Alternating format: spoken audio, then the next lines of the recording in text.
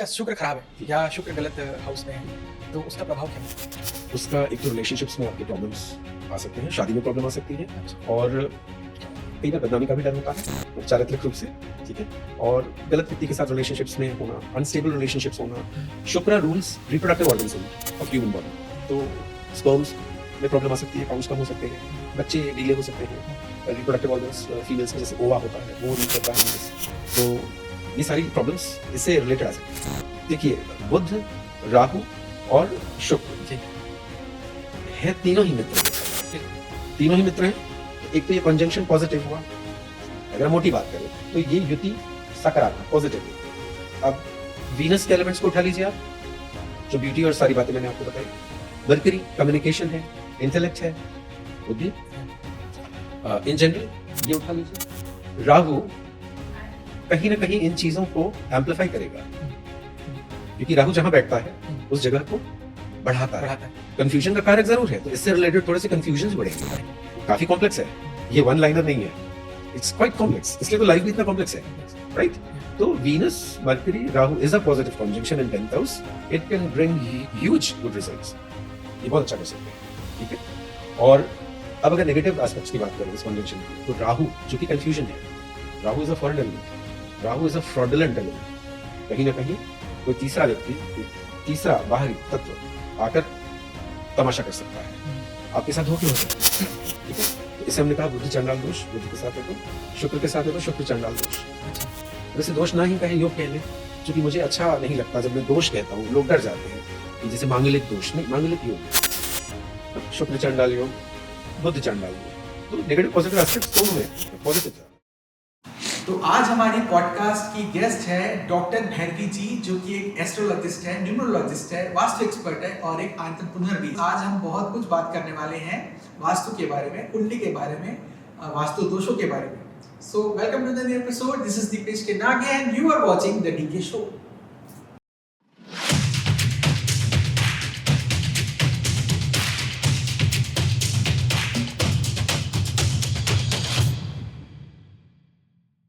सो hello Bhairavi ji, कैसे हो आप? मैं बहुत अच्छा हूँ और धन्यवाद मुझे बुलाने के लिए। मैं बहुत ही एक्साइटेड हूँ आपसे बात करने के लिए, क्योंकि ये मेरा फेवरेट टॉपिक है, एस्ट्रोलॉजी, न्यूमरोलॉजी। और जब डिसाइड हुआ था टीम का कि आप आ रहे हैं, तभी मैं बहुत ही खुश था कि आपसे कई मेरे डाउट्स हैं, शुक्र ग्रह से लेकर शनि ग्रह, कई सारे प्लैनेट से लेकर, वो मैं आज क्लियर करना चाहूँगा। बहुत सारी बातें करेंगे जी भैरव जी, इसके पहले आप बता सकते हैं कि आप इस दौरान मतलब एस्ट्रोलॉजी में कैसे आ गए? बचपन से आध्यात्मिक रहा हूँ और जैसे कि मैंने आपको बताया कि मैं एक ट्रांसजेंडर हूँ, एंड्रोजिनस, तो बहुत अकेलापन था, डिप्रेशन के लंबे लंबे दौर होते थे और बाहर निकलने से डरता था, दोस्ती करने से डरता था। तो ये जो अकेलापन था, ये जो सॉलिट्यूड था, इसको अक्सर मैं छत पर चले जाया करता था, शाम को जब सनसेट होता था वो देखता था और फिर सितारों से घंटों बात करता था, फिर देर रात को नीचे खाना खाने के लिए उतरता था। तो इस तरह से जो ये सेलेस्टियल बॉडीज़ के साथ मेरा एक कम्युनिकेशन होता रहा, तो कहीं ना कहीं यहाँ से एस्ट्रोनॉमी में मेरी रुचि जागी। फिर मैंने थोड़ा बहुत पढ़ा भी, हालांकि काफ़ी साइंटिफिक है तो उतना तो नहीं पढ़ पाया। फिर मुझे लगा कि कुछ ऐसा पढ़ना चाहिए जिससे हमें जीवन के जो प्रश्न हैं कि जीवन क्या है, क्यों है, भविष्य क्या है, भूत क्या है, प्रारब्ध क्या है, इसके बारे में पता चले। तो इस तरह से फिर मैंने धीरे धीरे पढ़ना शुरू किया, हस्तरेखा पढ़ा, ज्योतिष तो खैर मैंने गुरु से सीखा है। Before we go to the remedies, मैं रेमेडीज ज़रूर पूछूंगा क्योंकि आप मेरे साथ हो और रेमेडीज तो बनता है, वो आखिरी में करेंगे। लेकिन बिल्कुल, लेकिन क्या आप हमें थोड़ा सा सिखा सकते हो कुंडली? कुंडली देखना जी, ज़रूर वो तो मेरा काम है, लेकिन उसके लिए मतलब थोड़ा बहुत नॉलेज, जैसे सूर्य या शुक्र बहुत आजकल लोग शुक्र से बहुत प्रभावित है। पहले तो ये बता दूं, आपकी कुंडली बहुत स्ट्रांग है। अच्छा जी ये मुझे देखकर ऐसा आभास हो रहा है जी। कि आपकी कुंडली बहुत स्ट्रांग होगी।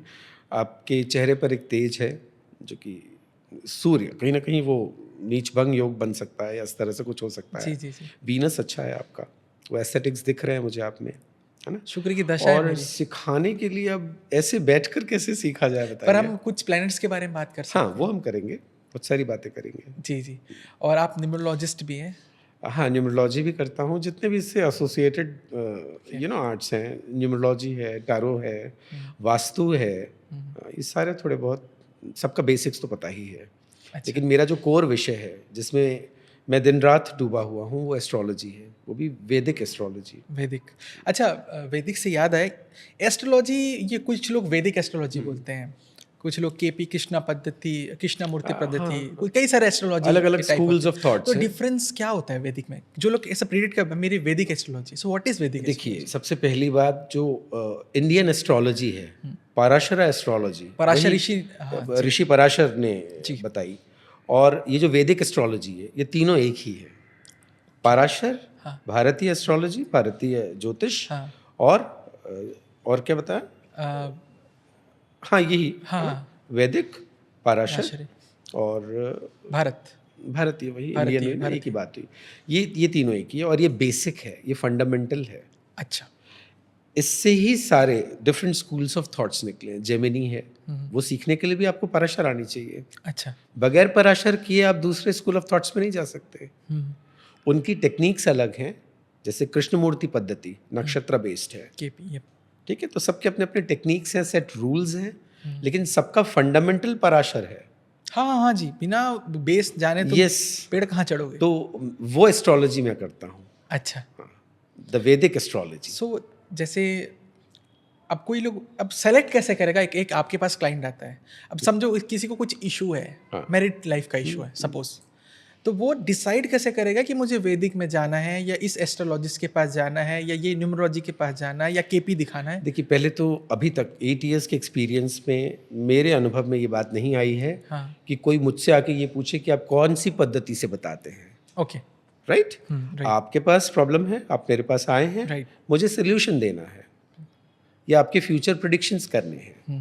अब मैं उससे जेमिनी से करता हूँ, केपी से करता हूँ, या किसी और स्कूल ऑफ थॉट से करता हूँ, वो मेरे ऊपर है। एक बार एक बंदे ने मुझे कॉल किया था, उसने मुझसे चूंकि उसे जानकारी थी, वो खुद जानता था इस विषय के बारे में, ही वॉज जस्ट क्यूरियस कि मैं कौन सा पद्धति को फॉलो करता हूँ, पर उसका ये नहीं था। उन्हें आखिरी में बोला, sorry Guruji, I am just asking because of curiosity कि आप कैसे करते हैं काम, आप जैसे बताएंगे मुझे तो मतलब है सोल्यूशन से, है ना, ऐसा होता है। ओके। सो वैदिक एस्ट्रोलॉजी जो हम बात करते हैं, ये शायद 9 प्लैनेट्स 12 हाउसेस, है ना, ग्रह रहता है। तो हम स्पेशली मैं शुक्र के बारे में जानना चाहता हूँ। तो सबसे सुंदर ग्रह जी, एस्थेटिकली शुक्र is a planet of beauty, love, material happiness. सारे भौतिक सुख जो हैं हम शुक्र से देखते हैं। इनफैक्ट इमोशनल हैप्पीनेस ऑल्सो, जब हम एक दूसरे से कोई अपेक्षाएं रखते हैं रिलेशनशिप्स में, that all goes into the domain of Venus. और लग्जरी का प्लैनेट है, आर्ट का प्लैनेट है, क्रिएशन का प्लैनेट है, लंबी लिस्ट है। जब कुछ लोगों का शुक्र जैसे बहुत अच्छा हो तो ये सब चीज़ मिलता है। ऑब्वियसली अगर आपका वीनस शुक्र अच्छा है, किसी का बुरा है, मतलब बोलते हैं ना बुरा शुक्र अच्छा नहीं है तुम्हारा, तो वो कंडीशन क्या होता है? देखिए, अगर आपका वीनस बहुत अच्छा है तो आपके अंदर एक एस्थेटिक सेंस, सौंदर्य बोध आपका इम्प्रूव हो जाएगा, अच्छा हो जाएगा। आप कपड़े ढंग के पहनेंगे, आपका टेस्ट अच्छा होगा, आपको रहने में थोड़ा सा क्लास चाहिए, है ना। और अगर किसी, अब हम देखते हैं, अगर मान लीजिए कोई गरीब है, कोई पुअर क्लास से है, उसका भी अगर कुंडली में वीनस अच्छा है तो आप उसके घर में जब जाएंगे तो चीज़ें सलीके से सजा कर रखी होंगी, छोटा सा घर होगा, गोबर की लिपाई रोज होती होगी, है ना। ये वीनस है, द प्लैनेट ऑफ ब्यूटी, साफ सुथरा रखता है, साफ सुथरा रखेगा। खैर वो फैक्टर्स तो और भी आते हैं, राहु से आते हैं, लेकिन बेसिकली ये ब्यूटी है, आर्ट है, क्रिएशन है। अच्छा, तो सपोज बोलते हैं ना किसी का शुक्र खराब है या शुक्र गलत हाउस में है, तो उसका प्रभाव क्या होता है? उसका एक तो रिलेशनशिप्स में आपके प्रॉब्लम्स आ सकते हैं, शादी में प्रॉब्लम आ सकती है। अच्छा। और कई बार बदनामी का भी डर होता है चारित्रिक रूप से, ठीक है। और गलत व्यक्ति के साथ रिलेशनशिप्स में होना, अनस्टेबल रिलेशनशिप्स होना। शुक्र rules reproductive organs in human body, तो स्पर्म्स में प्रॉब्लम आ सकती है, काउंट्स कम हो सकते हैं, बच्चे डीले हो सकते हैं, रिप्रोडक्टिव ऑर्गन्स फीमेल्स में जैसे ओवा होता है वो रूल करता है वीनस, तो ये सारी प्रॉब्लम्स इससे रिलेटेड आ सकती हैं। ओके। और पैसा तो है ही, वो आपको स्पेसिफिकली कुंडली देखनी होती है कि कौन से हाउसेस को रूल कर रहा है। तो एक तो वो फंक्शनल काम हो गया कि वीनस वो काम करेगा या नहीं करेगा। अब वो किस घर पे बैठा है वो इम्पोर्टेंट। हाँ, वो डिपेंड करता है, लेकिन हम इन जनरल बात करें, अभी हमें नहीं पता आपका वीनस कहाँ बैठा है या किसी व्यक्ति का वीनस कहाँ बैठा है, लेकिन इन जनरल अगर वीनस खराब है तो वो जो कारक जिन चीज़ों का है मेरा वो खराब शुक्र होंगे। 10th हाउस पे, लेकिन वहाँ राहु भी है और वहाँ बुध भी है। देखिए, बुध, राहु और शुक्र जी हैं तीनों ही मित्र, देखा जाए तो बिल्कुल। तीनों ही मित्र हैं। तो एक तो ये कॉन्जंक्शन पॉजिटिव हुआ, अगर हम मोटी बात करें तो ये युति सकारात्मक पॉजिटिव हुई। अब वीनस के एलिमेंट्स को उठा लीजिए आप, जो ब्यूटी और सारी बातें मैंने आपको बताई। मरकरी कम्युनिकेशन है, इंटेलेक्ट है, बुद्धि इन जनरल, ये उठा लीजिए। राहु कहीं ना कहीं इन चीज़ों को एम्पलीफाई करेगा, क्योंकि राहु जहाँ बैठता है उस जगह को बढ़ाता है। कंफ्यूजन का कारक जरूर है, तो इससे रिलेटेड थोड़े से कंफ्यूजन भी बढ़ेंगे। ये काफ़ी कॉम्प्लेक्स है, ये वन लाइनर नहीं है, इट्स क्वाइट कॉम्प्लेक्स, इसलिए तो लाइफ भी इतना कॉम्प्लेक्स है, राइट? तो Venus Mercury Rahu is a positive conjunction in 10th house, it can bring huge good results, ये बहुत अच्छा कर सकते हैं, ठीक है। और अब अगर नेगेटिव एस्पेक्ट्स की बात करें इस कॉन्जंक्शन की, तो राहु चूंकि कन्फ्यूजन है, Rahu is a foreign element, Rahu is a fraudulent element. कहीं ना कहीं कोई तीसरा व्यक्ति, एक तीसरा बाहरी तत्व आकर तमाशा कर सकता है, आपके साथ धोखे हो सकते हैं, ठीक है।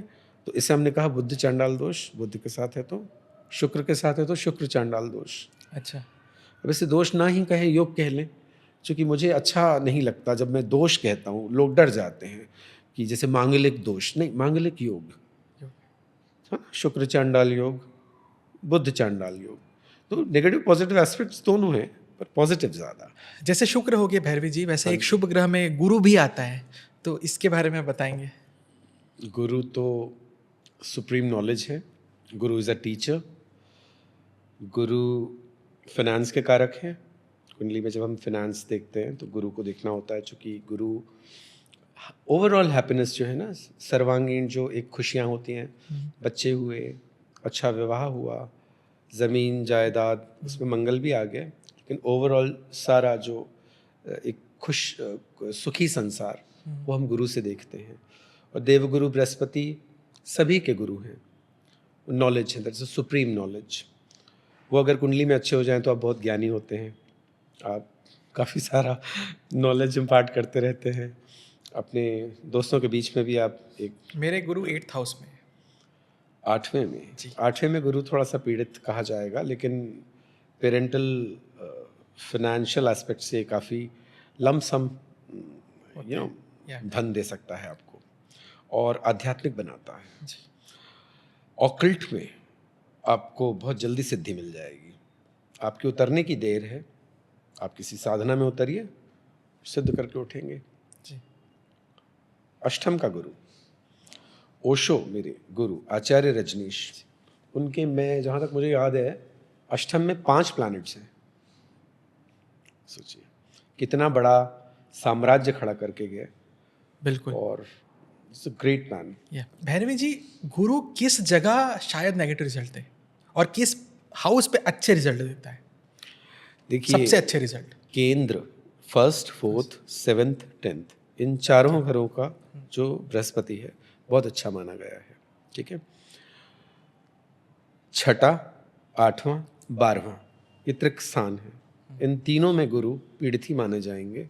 हम इन जनरल ये चाहते हैं कि इन त्रिक स्थानों में कोई भी ग्रह न बैठा हो, क्योंकि वो अपने तरह का चैलेंज देगा उन स्थानों से रिलेटेड, उन सिग्निफिकेशंस जो वो स्थान के हैं। जैसे 6वां रिपु स्थान, रोग ऋण शत्रु, अब वहाँ अगर बैठ जाए कोई ग्रह तो उस कारक तत्व से, उस कारक संबंध से वो वही देगा ना जहां वो बैठा है। तो आपने क्या पूछा, गुरु कहाँ खराब रिजल्ट्स देते हैं? तो छठे, 8वें, 12वें में हम पीड़ित मानेंगे, केंद्र में अच्छा मानेंगे। ठीक है। द्वितीय भाव का भी गुरु अच्छा है धन के लिए। ठीक है। अष्टम को भी देखेगा तो अध्यात्म के लिए, सिद्धियों के लिए अच्छा हुआ। ठीक है। रिसर्च के लिए अच्छा हुआ। ठीक। पंचम का गुरु बहुत श्रेष्ठ है, त्रिकोण भाव का। बहुत सुंदर। पिछले जन्म के कुछ ऐसे पुण्य कर्म किए होते हैं जब गुरु या तो त्रिकोण में बैठ जाए, नवम में बैठ जाए, अति सुंदर। लग्न में बैठ जाए, बता चुका हूं, केंद्र भाव। तो अगर त्रिकोणों में है और केंद्रों में है, बेस्ट। पिछले जन्मों के सर्वश्रेष्ठ कर्मों का नतीजा है जब आप इस तरह के गुरु की पोजीशन के साथ पैदा होते हैं। मेरी मदर का गुरु जो है वो पंचम का है। पंचम, beautiful, one of the best positions I like. मेरा दशम का गुरु है, वो बहुत धार्मिक है। अच्छा, होंगी बिल्कुल। उनको मंत्र तो ऐसे ही सिद्ध हो जाते हैं, मुंह में रहता है, मुंह पे रहते हैं, कंठस्थ हो जाते हैं, क्योंकि 5वां घर मंत्रों का है जी, क्रिएटिव इंटेलिजेंस का है। तो काफ़ी एक्सप्लोर, और काफ़ी इस तरह के लोग एक्सप्लोर करते हैं नॉलेज को। भैरवी जी, हमने सुना है कि आप अघोर से भी रिलेशन रखते हैं। मैं अघोर में दीक्षित हूँ। कुछ जान सकते हैं उनके? मेरे गुरु बवाली नाथ अघोरी हैं। अच्छा। हाँ, हापुड़ के हैं। अभी हमारा आश्रम हरिद्वार में बन चुका है ऑलमोस्ट। अब मैं बहुत जल्दी वहाँ दौरे पर भी जाऊँगा। अघोर के बारे में क्या ही बताऊँ आपको, बहुत ही थोड़ा सुनने में भयानक लगता है लोगों को, लेकिन ये है बड़ा सरल।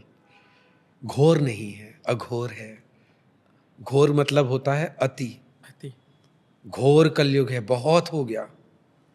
जब सीमा से परे हो जाए कोई चीज, बहुत ज्यादा हो जाए, वो होता है घोर। कहते हैं ना, घोर पापी है, बहुत ज्यादा पाप किए हैं। तो घोर जो न हो वो अघोर है। तो हम तो सरल हैं, हम किसी चीज की अति नहीं करते।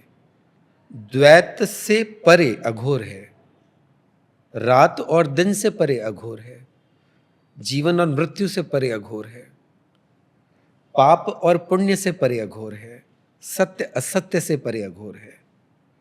हम इन द्वैत को नहीं मानते। इसको अनुभव कर लेना, इससे ऊपर उठ जाना अघोर है। ठीक है जी। तो ये इतना सरल है। आपने देखा होगा, अगर वास्तविक रूप में कोई अघोरी है तो बड़ा सहज सरल होगा, भोलेनाथ की तरह। उसे कोई फर्क नहीं पड़ता। इसलिए बहुत सी बातें प्रचलित हैं अघोरियों के बारे में। कई लोग मलमूत्र खा लेते हैं। हाँ, वही मैं पूछ ही रहा था। कई लोग बोलते हैं हड्डियां खाते हैं, इंसान का मांस खाते हैं। देखिए, मैंने कहा वो अघोर हैं। कोई नियम नहीं है कि आपको ये खाना, ये नहीं खाना है। कहीं कोई शास्त्र नहीं है कि अघोर शास्त्र में ये विधान या इस तरह का एक कंडक्ट का सेट रूल्स ऑफ कंडक्ट है। ऐसा कुछ नहीं है। कोई प्रोटोकॉल्स नहीं, कोई प्रोटोकॉल्स नहीं। Very good.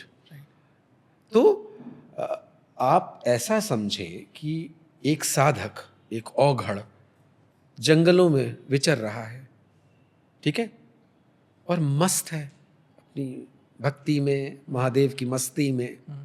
अब उसे भूख लगेगी तो क्या खाएगा? मार्केट थोड़ी ही चला जाएगा, उसके पास तो पैसे भी नहीं है।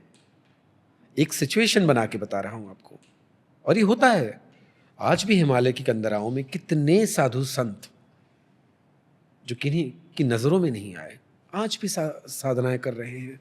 वर्षों से चल रहा है और सनातन चलता रहेगा। तो बस यहीं से अब किसी ने देख लिया किसी को कि वो कुछ उठा के खा रहा है, तो उसे तो जो मिलना है खाना है ना। वो तो अघोर है, उसे क्या मतलब? कुछ उसे लोग थोड़ी बोलते हैं थाली में दाल चावल और वो परोस कर आप देंगे तो वो खाएगा। ये वो अवस्था है। कुछ लोग बोलते हैं कि अघोर साधना के लिए बहुत ज़रूरी होता है ह्यूमन शरीर का मांस खाना। ज़रूरी नहीं, मैंने आपको बताया ऐसा कहीं नहीं लिखा है। ऐसा कोई प्रोटोकॉल, सेट कंडक्ट रूल्स नहीं है। मैं खुद आज एस्ट्रोलॉजी में बाद में आया, मेरी पहले दीक्षा 2016 में अघोर स्मशान शिविर भरतरी गुफा उज्जैन में हुई। अच्छा, राजनाथ सिंह जी की गादी है वहाँ, भरतरी गुफा उज्जैन। उज्जैन। वहाँ मेरी दीक्षा हुई, नामकरण दीक्षा। अच्छा। मुझे नाम मिला सारंगा नाथ भैरवी। भैरवी इसलिए क्योंकि मैं एक ट्रांसजेंडर हूँ, मैं अपने आप को एक स्त्री जैसा महसूस करता हूँ। तो मेरे गुरु ने मुझे पहचान लिया था। उन्होंने पहली मर्तबा जब मुझे देखा तो वो चीख पड़े कि ये दिखने में देह से पुरुष है लेकिन भीतर स्त्री है, और ये इस पंथ की भैरवी है। और उस पंथ की शुरुआत ही इस नामकरण दीक्षा से हुई थी। उसके रजिस्ट्रेशन तो अभी हाल ही में हुआ है।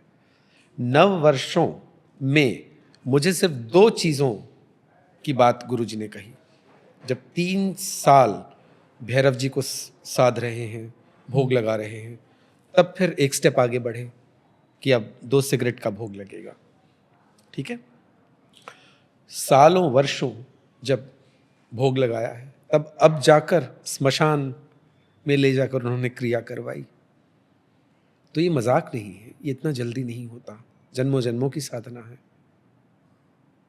तो 9 सालों में मुझे 2 बार कह सकते हैं डेवलपमेंट, साधना पक्ष को देखते हुए, योग्यता को देखते हुए। अभी कई लोग कहते हैं आप ये कर लीजिए, हमारा ये काम, कुछ नहीं करते हम।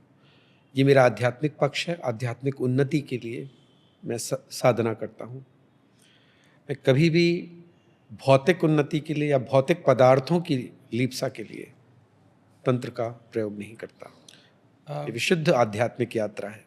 भैरवी जी, मैं ना इसमें एक मेरा बहुत पहले से डाउट है, मतलब हम क्यों अघोर साधना करना है? हमें मिलेगा क्या उससे? हमें आउटपुट क्या मिलेगा? देखिए, कई बार ऐसा होता है, मैं जान कर नहीं गया था कि मुझे इसमें दीक्षा लेनी है। मैं उत्सुकतावश चला गया था कि तंत्र होता क्या है। शिव जी को भी हमने देखा है, सबसे पहले तांत्रिक, सबसे पहले अवघड़ हमने शिव जी को माना है ना। तो एक कहीं ना कहीं आपके अंदर जो तत्व हैं उनका एक वाइब्स होता है, वाइब्रेशन होता है, ऊर्जा का एक कंपन होता है। और कहीं ना कहीं जो साधनाओं में जो हम साधन टेक्निक्स या साधन होता है ना, आप कोई साधन लेकर ही उस साधना में आगे बढ़ते हैं, बिल्कुल, है ना। तो उन तत्वों का मेल जिससे हो जाता है तो वो उस, अब जैसे तामसिक, सात्विक, राजसिक, ठीक है, घर में जो हम वैदिक तरीके से पंचोपचार पूजन करते हैं, सामान्य पूजन करते हैं, वहाँ पर हम सात्विक होते हैं। सात्विक व्यक्ति के लिए वो अच्छा है, वो वहाँ पर कनेक्ट होता है। सात्विक देवी देवता हैं, सात्विक तरीके से वो अपनी पूजा पद्धति कर रहा है, तो इस तरह से वो वहाँ कंफर्टेबल है, कह सकते हैं। और अब जैसे मैं हूँ, बचपन से चूँकि परिवार में चलता था तो नॉनवेज खाते हुए बड़े हुए। जैसे बंगाली, उनमें भी होता है फिश, वो तो पूजा करते हैं उसकी, है ना। तो मैं आपको ये बताना चाह रहा हूँ कि जो आपके खान पान में या आपके रहने में, है ना, इसमें जो आचार विचार में जो तत्व होता है वो डिसाइड करता है कि आपका जो आध्यात्मिक पक्ष या आध्यात्मिक यात्रा होगी उसमें कौन से तत्व आपको उन्नति दे सकते हैं और गति दे सकते हैं। तो अगर आप अपने स्वभाव के अनुसार अपने इष्ट का चयन करते हैं और वो साधनाओं का चयन करते हैं तो आपकी प्रगति जल्दी होती है, आपका जो अंतिम परम लक्ष्य है वो जल्दी मिलता है। तो कहीं ना कहीं मेरे अंदर का जो एक वृत्ति थी, है ना, पंचभूत, है ना, 5 भूतों से हम भी बने हैं, ये संसार भी बना है, यथा पिंडे तथा ब्रह्मांडे, वो कहीं ना कहीं अलाइन करता था तंत्र से। चूँकि देखा जाए तो ये पूरा संसार ही एक बहुत बड़ा तंत्र है, हम सब उसी के अंदर हैं, तंत्र के अंदर ही हैं। सारा कुछ, हम इससे बच नहीं सकते, हम बल्कि इसके अंदर हैं। आप इसको बाहर से देख रहे हैं तो आपको लग रहा है कि तंत्र दूर है, तंत्र ऐसा है, तंत्र वैसा है। नहीं, ये सब तंत्र है। जैसे लोकतंत्र, किसी भी एक सेट रूल्स को जब हम इम्प्लीमेंट करते हैं तो वो तंत्र होता है। इसी तरह से संसार चल रहा है। तो भैरवी जी, मैं ना बिकॉज आप एक साधक हैं, एक अघोर साधक हैं, तो मैं आपसे एक रेमेडी पूछना चाहूँगा कई लोग जादू टोना ब्लैक मैजिक से परेशान हैं, कुछ होता हम कैसे इससे राहत पा सकते हैं? ये बहुत इम्पोर्टेंट क्वेश्चन है, जी और चूंकि ये बहुत होता भी है, लेकिन ये बहुत स्पेसिफिक है इसका रेमेडी, मतलब बहुत देख कर देना होता है। चूँकि देखिए मैं इसको जनरलाइज नहीं कर पाऊँगा, आई एम वेरी सॉरी। उसका कारण है, पहले तो इसमें हाथ ही न डाला जाए। अगर आप इसमें नहीं हैं, है ना, तो इसमें हाथ ही न डालें। चूँकि हम कई बार कहते हैं तंत्र मृत्यु को हाथ पर लेकर चलने जैसा है। बिल्कुल। हर पग पर खतरा होता है। जब आप साधना कर रहे होते हैं स्मशानों में, जंगलों में, एकांत में, तो ये आसान नहीं है। वर्षों वर्षों की साधनाओं में कोई कहीं पहुंचता है। अब आप कह रहे हैं किसी के साथ कुछ, वो देखना पड़ेगा कौन सी ऊर्जा है, किसने किया है, और वो कर क्या रही है। मारण है, उच्चाटन है, विद्वेषण है, स्तंभन है, तमाम जो षटकर्म होते हैं, किस तरह की क्रिया की गई है, ठीक, और फिर उस हिसाब से उसको रेमेडिफाई किया जाता है। क्या हम अघोर साधना से देख सकते हैं कि क्या हुआ है, कैसे हुआ? हाँ, एक लेवल तक होता है, सब होता है। जब इस तरह की क्रियाएं होती हैं तो उनका तोड़ भी होता है, और वो एक सिद्ध पुरुष ही करते हैं। आज तक मेरे पास इस तरह के केसेस आते हैं, मैं नज़र उतारा और इस तरह का, वो तो हमारे वैसे भी हमारी भारतीय माएँ अच्छे से जानती हैं। बचपन में जब नज़र लग जाती है तो बच्चों की उतारी जाती है, तो वो सब मैं करता हूँ। पर still I keep my self away from all this, because ये मेरा एक साधना नहीं का वो है। इससे होगा क्या, देखिए जितना ज़्यादा लोगों को पता चलेगा, ये थोड़ा सा गुप्त भी रखना चाहिए जी ये वाला पक्ष जो है।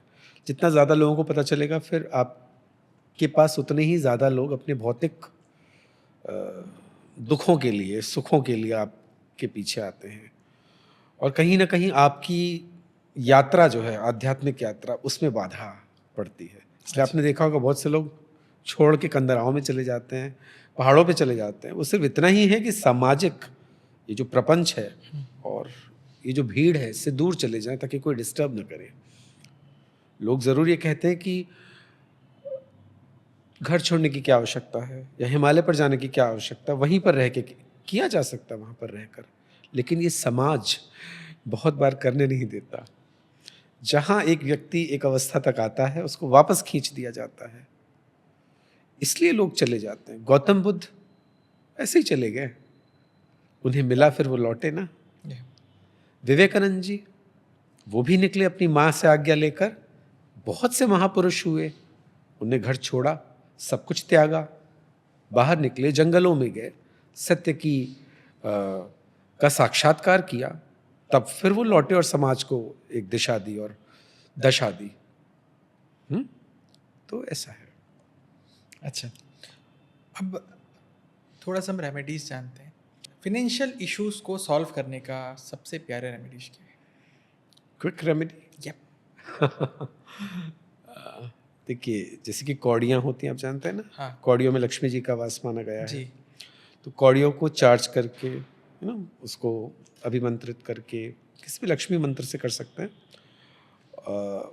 5 कौड़ियाँ ले लें और लक्ष्मी मंत्र जो आपको प्रिय हो, आजकल गूगल में मिल जाते हैं, तो इस तरह से उसको अभिमंत्रित करके फिर अपने गले में रख सकते हैं, तिजोरियों में रख सकते हैं। इसी तरह से गोमती चक्र आते हैं। हाँ जी, हाँ जी। थोड़े से ले लें, वो भी बहुत, सब समुद्र से निकलते हैं, काफ़ी पॉजिटिव एनर्जीज होती हैं इनमें, और हर तत्व अबंडेंस और आपके मनी से रिलेट करता है, काफ़ी एनर्जाइज करता है, उसको इन्हांस करता है।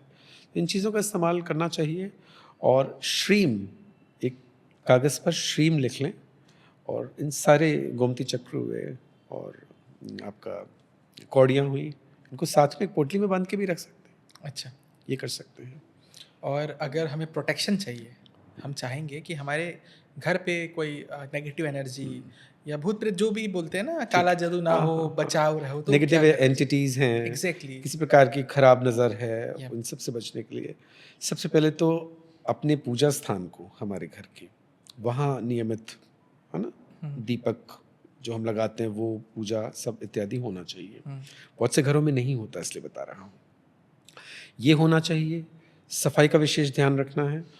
जब पोछा होता है घर में, जब पूरा पोछा होता है तो उसमें रॉक सॉल्ट, ये बहुत इफेक्टिव है। ओके। ये कमाल करता है। रॉक सॉल्ट में वो उसका प्रॉपर्टी है, मतलब वो खींच लेता है सारी नेगेटिव एनर्जीज को। पोछा ज़रूर लगाएं रॉक सॉल्ट से, है ना, सेंधा नमक। कैम्फर, वो भी जादू है। कपूर, वो भी जादू है। वो उसके साथ में लौंग ले लें, 5 लौंग ले लें, 5 कपूर ले लें, इसको जलाकर धुआं करें, मतलब पूरे घर में।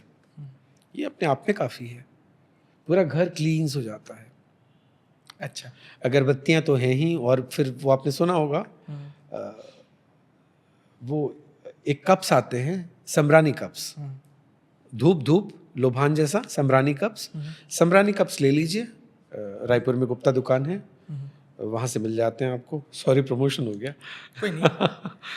तो वो जलाइए और पूरे घर में धूप कर दीजिए, और फिर देखिए कैसा महसूस होता है आपको, वो बहुत डिवाइन लगता है। अच्छा, एक टॉपिक है जो मैं आपसे पूछना चाहूँगा, बिकॉज आप अघोर में हैं तो आपको शायद पता होगा, और मैं जानना चाहूँगा, एक अप्सरा सिद्धि या यक्षिणी सिद्धि कई लोग बात करते हैं, क्या है ये आजकल मीडिया, सोशल मीडिया के चलते बहुत ज़्यादा हाइप है। पर इसके लिए भी मैं वही कहना चाहूँगा कि गुरु के सानिध्य में ही करना है, साधकों के लिए है ये। अगर आप आम गृहस्थ हैं, अपने काम से आपको मतलब है, इन साधनाओं से कोई मतलब नहीं है, तो इसके अंदर आना ही नहीं है, हाथ ही नहीं लगाना है। अदरवाइज मैं आपको बता रहा हूँ अपना एक्सपीरियंस। मेरे अपने साधना मार्ग में मेरी एक गुरु बहन, नाम नहीं लूँगा मैं, और 1-2 गुरु भाई काल के गाल में समा गए। काल ने ग्रास ले लिया, मतलब इतनी कम उम्र में, सिर्फ इन्हीं साधनाओं के लोभ में। बाप रे। इतना पैसा, ये भौतिक सुख। देखिए, कोई भी सिद्धि हो सॉरी, कोई भी सिद्धि हो, चाहे वो सात्विक हो, तामसिक हो, अगर मैं आपको पकड़ कर, बांध कर सिद्ध करने की कोशिश करूं, आपको कैसा लगेगा? देखो, वो एक्चुअली मेरे नज़र पे 2 चीज़ें हैं। एक होता है जैसे किसी से प्रेम कर लो, है ना, मतलब एक माँ अपने बच्चे से इतना प्रेम करती है, उसको सिद्ध बांधने की जरूरत नहीं पड़ता। सच्चा प्रेम कर, हाँ, वो प्रेम से स्वयं ही प्रेम से वो उसका बंध जाएगा कि तू बोली, तू माँ है, प्रेम करती है। ये आपकी बात मुझे समझ में आई। दूसरा होता है, अब कोई ऐसा पकड़ के जेल में हथकड़ी बांध के बोलेगा तू ये कर, दैट इज, आई बिलीव, ये अच्छा नहीं है।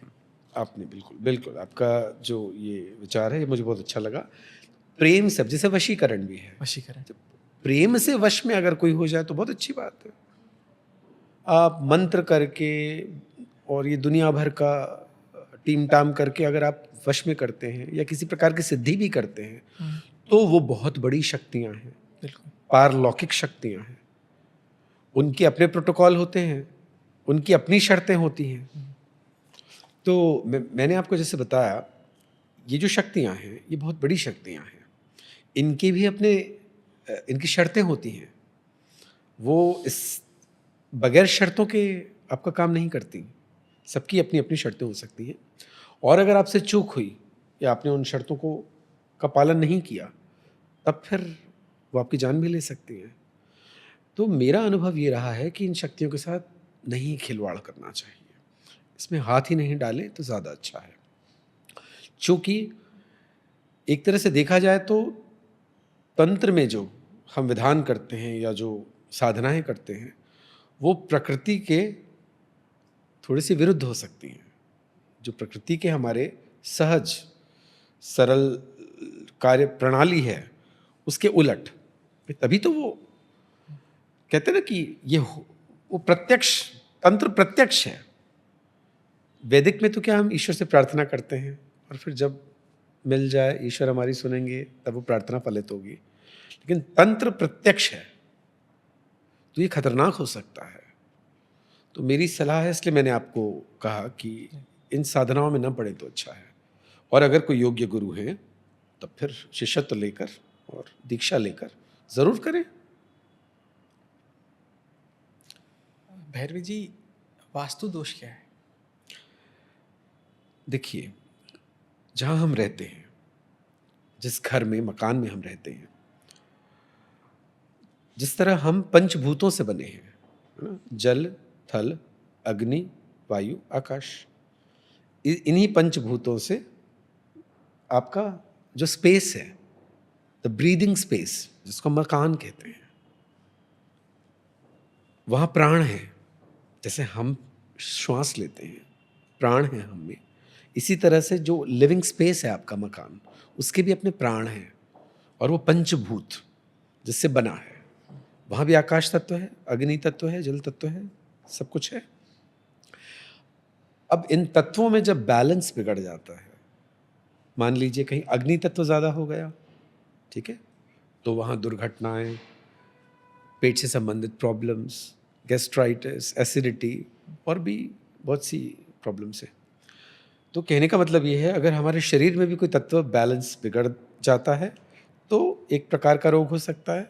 उसी तरह से एक मकान में जब इन 5 तत्वों में कोई बढ़ जाए, कम हो जाए या बैलेंस बिगड़ जाए तो दोष उत्पन्न होता है। अच्छा। और वो उस घर में रहने वाले व्यक्ति को परेशान करता है, आर्थिक रूप से, शारीरिक रूप से, तरह तरह से। ये इन जनरलाइज बहुत ही मोटे मोटे तौर पर मैंने आपको बता दिया वास्तु दोष क्या होता है और वास्तु क्या होता है। बहुत लोग साउथ डायरेक्शन से डरते हैं, कई लोग साउथ में गेट नहीं बनाते हैं।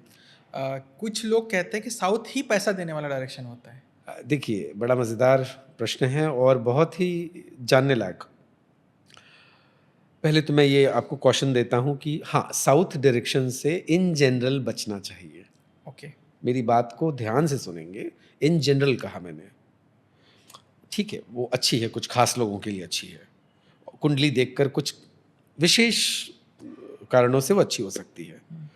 पर अब इतनी जनसंख्या, इतने लोग, अब या तो आप एक एक्सपर्ट के पास जाइए और अपने हिसाब से एनालिसिस करवाइए और वो डायरेक्शन को चूज करिए, then there is no problem. East अच्छा है, वेस्ट अच्छा है, नॉर्थ अच्छा है, साउथ अच्छा है।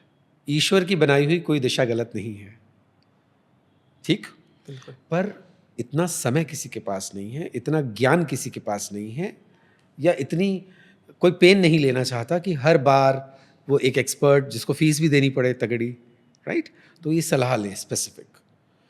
तो मैंने कहा इन जनरल साउथ को अवॉइड करना चाहिए। वो यम की दिशा है, आप ये क्यों भूल रहे हैं? वो राहु की दिशा है, वो मंगल की भी दिशा है। इसलिए जब किसी का डेथ होता है तो साउथ दिशा में दिया जलाते हैं, दक्षिण। ठीक है।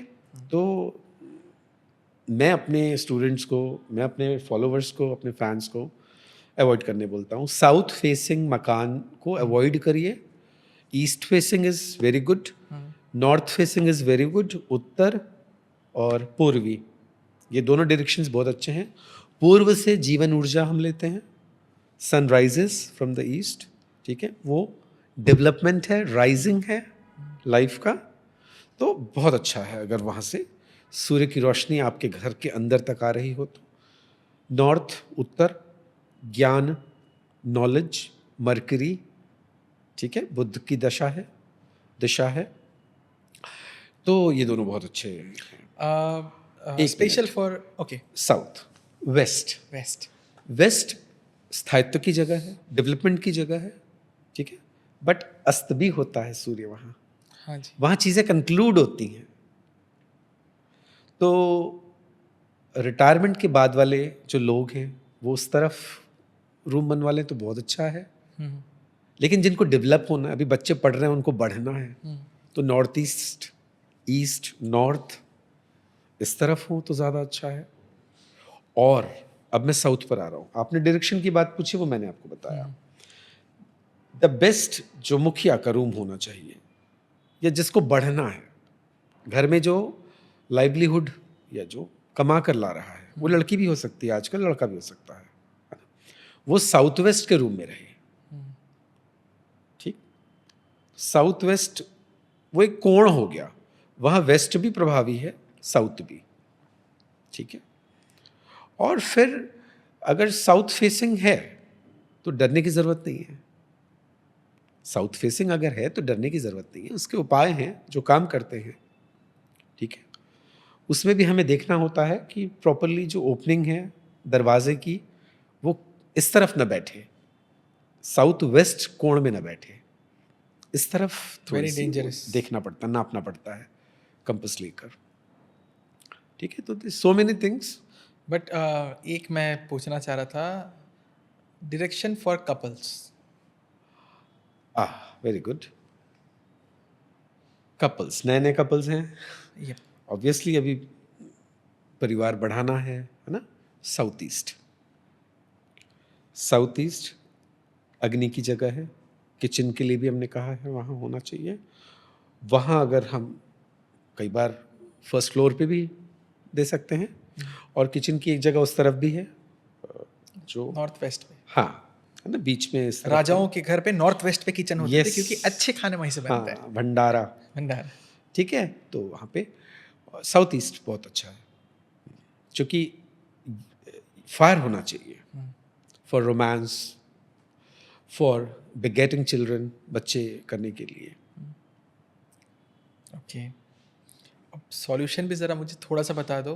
अगर कोई घर पे दिक्कतें हैं, मतलब होता है ना कि डायरेक्शन खराब है, जनरल क्या हो सकता है सॉल्यूशन? देखिए, रेमेडिफाई हो जाती हैं बहुत सी चीज़ें, लेकिन एक दो फॉल्ट्स ऐसे हैं वास्तु के, बहुत बड़े दोष।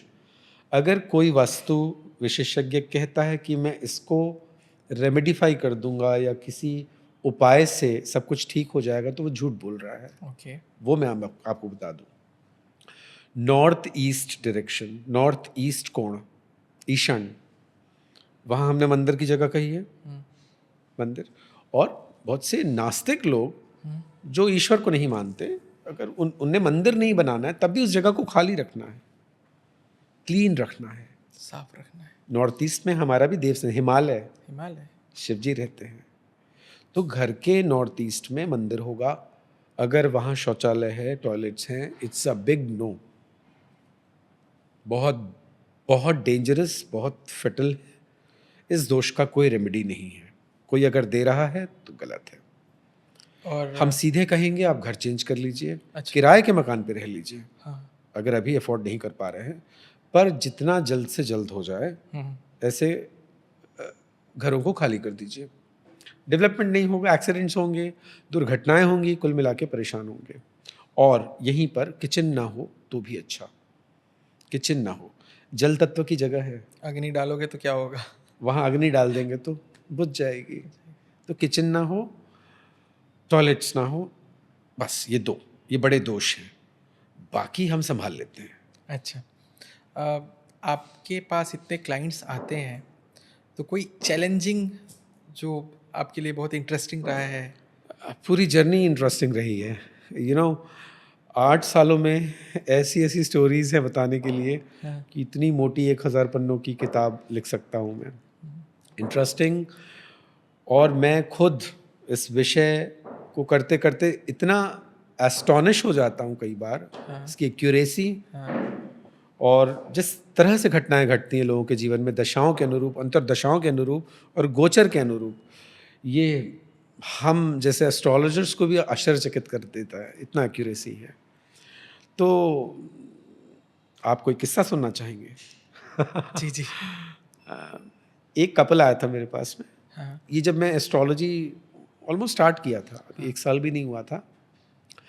वो प्यार करते थे एक दूसरे को, और वो मेरे पास आए, बैठे और मुझे बताया।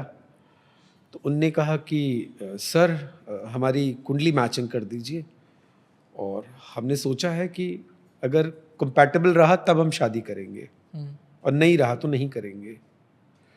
मैंने कहा ये क्या बात हुई, आप लोग प्यार करते हो? और जब मैंने पूछा तो बताया बहुत सालों का रिलेशनशिप है। तो मैंने कहा कि इतने लंबे साल के रिलेशनशिप में अब आप अगर मैं नहीं कहूँ तो नहीं करेंगे? अरे एक दूसरे के गुण दोषों को माफ़ करके बढ़ जाना आगे, है ना? तो अब ये तो तब तक मैं ये कह रहा था जब तक कुंडली खुली नहीं थी।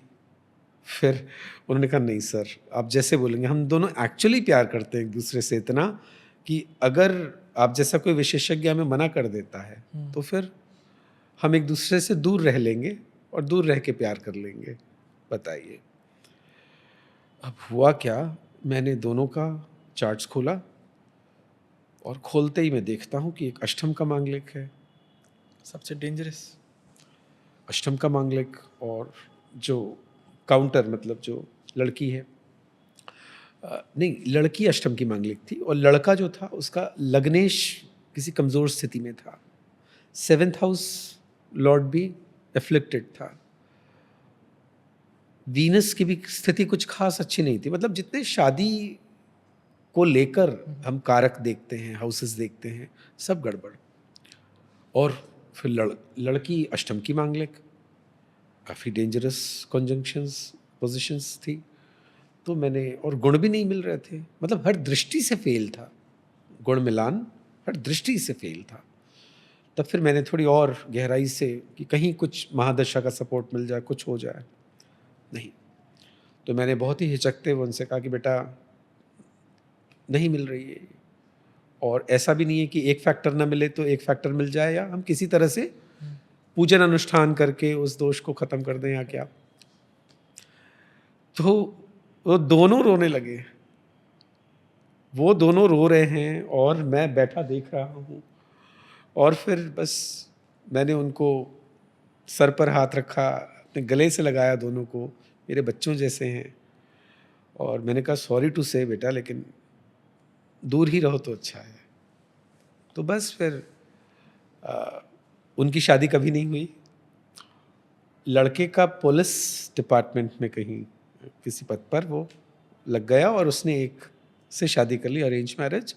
और इस लड़की ने भी किसी गवर्नमेंट एम्प्लॉय से शादी कर ली। मुझे बाद में फिर एक कॉमन उनके जानकार थे, उनसे पता चला। तो मैंने पूछा भाई उनका क्या हाल है, तो बोले वो तो बहुत खुश हैं। तो मुझे उस वक्त एक इस विद्या पर भी और अपने आप पर भी एक फ़ख्र हुआ, और अपने गुरु, to the best of my knowledge and to the best of the blessings of my guru, I have given this kind of suggestions and consultation. It's really too hard to suggest to anyone. इस तरह के बहुत सारे किस्से हैं, लेकिन फिलहाल आज के लिए इतना काफ़ी है। So Bhairavi ji, thank you so much कि आप द डीके शो में आए और हमारे इतने अच्छे कन्वर्सेशन का पार्ट बने और हमें इतने अच्छे अच्छे एक्सपीरियंस दिए हो। और बिल्कुल बिल्कुल मैं चाहूँगा कि एक बार फिर आपको यहाँ पर देखूँ। डेफिनेटली अगर आप भी एक अच्छी एस्ट्रोलॉजर चाहते हो जो कि आपके ज़िंदगी को यहाँ से वहाँ ले जाए, तो भैरवी जी से मिल लो, और डिटेल्स डिस्क्रिप्शन में है, देख लेना। Okay, thank you so much, thank you so much.